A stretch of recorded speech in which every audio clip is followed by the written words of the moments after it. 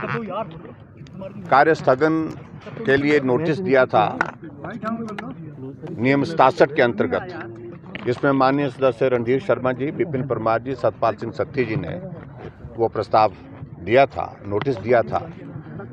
और इस नोटिस के अंतर्गत हमने कहा कि आज सदन की सारी कार्यवाही स्थगित करके सबसे बड़े मुद्दे पर, सबसे महत्वपूर्ण विषय पर हम चर्चा करें, और वो विषय है हिमाचल प्रदेश में बेरोजगारों को नौकरी ना मिलना। 1 साल का कार्यकाल कांग्रेस पार्टी का पूरा हो गया, लेकिन 1 साल में किसी भी बेरोजगार को नौकरी नहीं मिली। उल्टे हिमाचल प्रदेश में 10,000 से ज़्यादा आउटसोर्स पे लगे हुए कर्मचारियों को नौकरी से निकाल दिया गया है।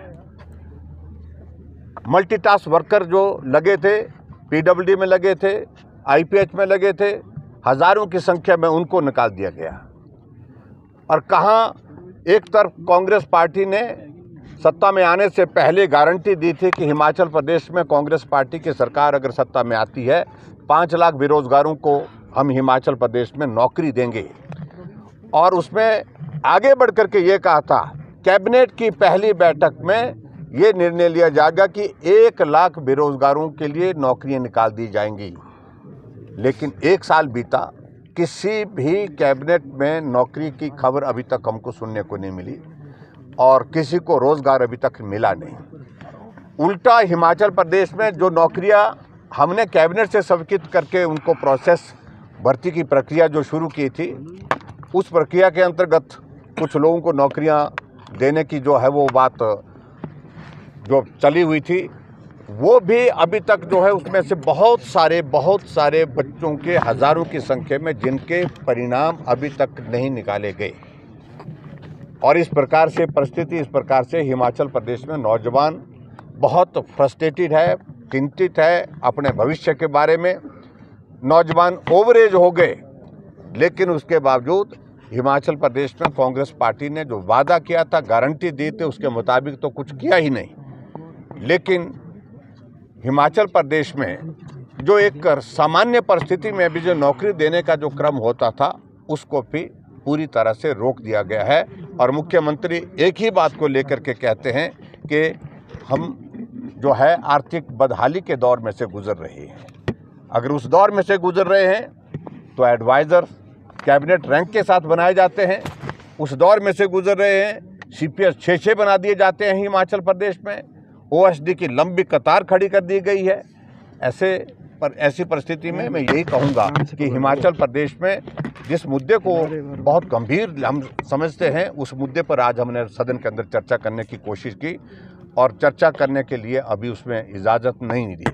अध्यक्ष महोदय की ओर से प्रस्ताव हमारे समक्ष आया कि नियम 67 को हम नियम 130 के अंतर्गत हम इसको बदलना चाहते हैं, और हमने विषय की गंभीरता को समझते हुए इस बात को भी स्वीकार किया, इस निर्णय को भी स्वीकार किया। हमने कहा 130 में कन्वर्ट करिए, लेकिन इस पर चर्चा होनी चाहिए, और कल के लिए चर्चा के लिए कही कि भी कल चर्चा करेंगे। लेकिन इस बीच में पार्लियामेंट्री अफेयर मिनिस्टर खड़े होकर के कहते हैं कि ये ड्रामा नहीं चलेगा। क्या बेरोजगारों की आवाज़ को विधानसभा के अंदर उठाना ये ड्रामा है? क्या बेरोजगारों के हित में विधानसभा के बाहर बात कहना क्या ये ड्रामा है? अगर उनके नज़रों में अगर ये ड्रामा है तो निश्चित रूप से भारतीय जनता पार्टी इसको करती रहेगी, क्योंकि बेरोजगारों को नौकरी मिलनी चाहिए, रोजगार मिलना चाहिए, ये हमारी प्राथमिकता है। और दूसरे उसके पश्चात मुख्यमंत्री अपने आसन पर खड़े हो जाते हैं और जो बातें वो कहने की कोशिश कर रही हैं। जब 130 में हमने कह दिया कि 130 में हम चर्चा करने के लिए तैयार हैं, जब मुख्यमंत्री ने उस चर्चा का जवाब देना है कल, जवाब देने से पहले आज ही अपनी बात कहने शुरू हो गए कि ये हुआ वो हुआ आपके दौरान। मैं सारी बातों को लेकर के कोई बात नहीं कहना चाह रहा हूँ, लेकिन जिस प्रकार से हिमाचल प्रदेश में कांग्रेस सरकार ने बेरोजगारों के साथ धोखाधड़ी की है, गद्दारी की है, जिसको मैं बोल सकता हूँ अपने वादे के मुताबिक, गारंटी के मुताबिक, ये शब्द उचित है नहीं है, लेकिन ये शब्द छल किया है।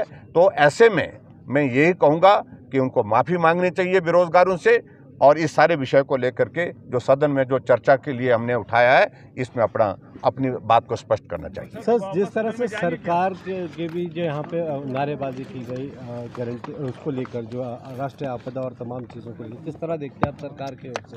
देखिए, मैं उस पर कोई टिप्पणी नहीं करना चाहता हूँ। सामान्य रूप से ये होता है कि सरकार में जब कोई दल होता है तो उनकी ओर से इस प्रकार का प्रदर्शन करने की आवश्यकता होती नहीं है, इस प्रकार से वो बात नहीं कहते और बौखलाहट है। और जिसको मैं कह सकता हूँ, इनके यहाँ पर प्रॉब्लम ये है, मुश्किल ये है कि कोई भी सलाह देने वाला आदमी नहीं रह गया, हर कोई हर कुछ करने के लिए उतर जाता है। तो ये परिस्थिति कांग्रेस पार्टी के अंदर एक फ्रस्ट्रेशन, और ज़्यादातर वो लोग थे जिनको कुछ बनाया नहीं है अभी तक। वर्चस्व की लड़ाई है सर, वर्चस्व, ये वर्चस्व की लड़ाई है। आउटसोर्स पर रखे जो कर्मचारी निकाले गए हैं, सरकार तर्क दे रही है, आपकी सरकार ने उनके लिए कोई खास नीति नहीं बनाई थी।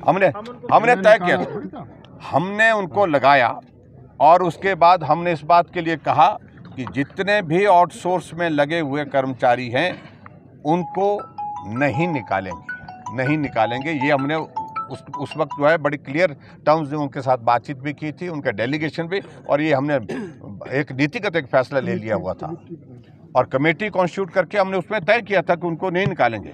और पर्टिकुलरली जो कोविड के दौरान लगे हुए उनके बारे में तो हमने बिल्कुल साफ कहा था कि इन बच्चों ने बहुत कठिनाई में काम किया है, बहुत मानवीय ढंग से इनने जो है अपनी सेवाएं दी हैं। इनके बारे में निश्चित रूप से हम आने वाले समय में इस बात को सुनिश्चित करेंगे कि उनकी नौकरी कायम रहे। सर एक फोटो करेंगे।